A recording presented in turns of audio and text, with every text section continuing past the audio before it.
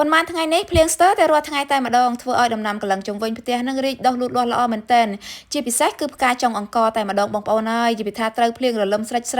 ផ្កាក៏ច្រើនឯស្លឹកវិញក៏ច្រើនដែរបងប្អូនយើងភាគច្រើនយល់ច្រឡំជាមួយនឹងផ្កាសាឡាត់ឬក៏ផ្កាលៃហៀងថ្ងៃនេះមកធ្វើមុខម្ហូបមួយមុខដោយយកផ្កាទាំងពីរនេះដាក់បញ្ចូលគ្នាធ្វើជាមុខម្ហូបដ៏ឈ្ងុយឆ្ងាញ់ហើយក៏មកបកស្រាយរវាងផ្កាទាំងពីរនេះដែរបងប្អូនហើយដែលបងប្អូនយើងភាគច្រើនណាពីមុនមកយល់ច្រឡំរវាងផ្កាចុងអង្ករនិងផ្កាសាឡាត់ឬក៏គេហៅថាផ្កាលៃហៀងនឹងឯងបងប្អូនហើយនាងខ្ញុំមានទាំងពីរមុខតែម្ដងថ្ងៃនេះមកស្រាយចម្ងល់បងប្អូនទាំងអស់គ្នា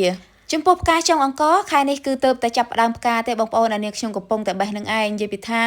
នៅផ្ទះមានមិនសូវចេះខ្វះប្រហែលទេសំបីតែដំណាំដុះដល់ខ្លួនឯងក៏មានដែរដូចជាផ្កាចុងអង្ករនេះជាដើមផ្ការបស់វាគឺរាងធំដែរបងប្អូនហើយរាងរលោងជាងផ្កាលៃហៀងអញ្ចឹងណាក្នុងរយៈពេល1ឆ្នាំផ្កាចុងអង្ករវាផ្ការរយៈពេលតែ2 3ខែទេបងប្អូនខ្ទង់ខែ9ខែ10ខែ11គឺអត់មានទូទៅដូចជាផ្កាលៃហៀងឬក៏ផ្កាសាឡាត់ទេបន្ទាប់ពីបេះផ្កាចុងអង្ករបានមួយចំនួនហើយដើររកប្រម៉ែប្រមោបន្លែផ្សេងទៀតដើម្បីស្លកកញ៉ាំបងប្អូនមានដូចជាផ្លែចេកជាដើមមិននិយាយពីថាឲ្យតែដើរប្រម៉ែប្រមោបន្លែឆ្លងជុំវិញផ្ទះអ្នកម្ដាយលើតែស្លោអីហ្នឹងមិនទាន់តែយើងដើរប្រមោបានផងគាត់ដើរបេះបោចបានមកកញ្ច្រែងបាត់មានសិតតែរបស់ធម្មជាតិបងប្អូនហើយដូចជាផ្លែល្ពៅមានក្តាប់ល្ពៅក៏ដូចជាលហុងជាពិសេសសណ្តែកគួរកំពុងតែបេះនឹងឯងបងប្អូនចំពោះបន្លែដែលដាំកន្លងជុំវិញផ្ទះរាល់ថ្ងៃអត់មានប្រើប្រាស់ថ្នាំក៏ដូចជាសារធាតុគីមីផ្សេងទេទើបធ្វើឲ្យបន្លែមួយចំនួនមានចៃមានសមោចរោមអញ្ចឹងបងប្អូនដោយសារតែជាបន្លែដែលយើងញ៉ាំដោយខ្លួនឯងទោះលក់ដោក៏យើងអត់ប្រើដែរដោយសារតែចុះចិត្តបែបហ្នឹងតែម្ដងលក្ខណៈបែបធម្មជាតិដាំប្រមូលផលដោយប្រើតែជីកំប៉ុស្តអីអញ្ចឹងណា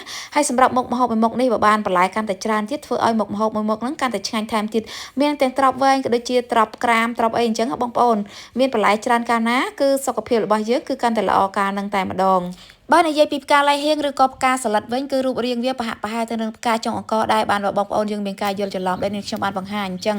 ហើយចំពោះផ្កាលៃហៀងនេះគឺវាអត់ប្រកាន់រដូវទេបងប្អូនខែណាក៏វាផ្កាដែរចំណែកឯស្លឹករបស់វាគឺមានរូបរាងជាបេះដូងដូចជាផ្កាចុងអង្ករអញ្ចឹងគឺមើលទៅដូចគ្នាតែម្ដងគឺខុសតែផ្កាទេនៅពេលដែលកំពុំផ្កាសាឡាត់ឬក៏ផ្កាលៃហៀងរាងជ្រុងបងប្អូនកំពុំចំណែកឯផ្កាចុងអង្ករគឺកំពុំឡើងរលោងតែម្ដងប៉ុន្តែអាចធ្វើម្ហូបទាំងពីរមុខដោយសារតែផ្កាលៃហៀងឬក៏ផ្កាសាឡាត់នៅសល់តែ5 6តងនេះខ្ញុំក៏បេះបង្ហាញបងប្អូនតែម្ដងហើយមិនសមមិញផ្កាច្រើនដែរហើយម្នាក់ដែរគាត់បេះយកទៅលក់អស់អញ្ចឹងបងប្អូនដោយសារតិចពេកអញ្ចឹងគឺនាងខ្ញុំបេះស្លឹកផ្កាចុងអង្ករបន្ថែមដោយសារតែផ្កាចុងអង្ករគឺយើងអាចស្លបានទាំងផ្កាទាំងស្លឹកប្រម៉ែប្រមោបន្លែកន្លងជុំវិញផ្ទះរួចសពហើយជាមួយអ្នកម្ដាយក៏ចាប់ផ្ដើមធ្វើមុខម្ហូបមួយមុខនេះវិញម្ដងឲ្យតែធ្វើមុខម្ហូបម្ដងមិនដែរចោលទេជាមួយនឹងទឹករសជាតិម្ហូបខ្មែរដែលមាន4ជម្រើសសម្រាប់ជ្រើសរើសអញ្ចឹងបងប្អូនហើយសម្រាប់ថ្ងៃនេះគឺនាងខ្ញុំ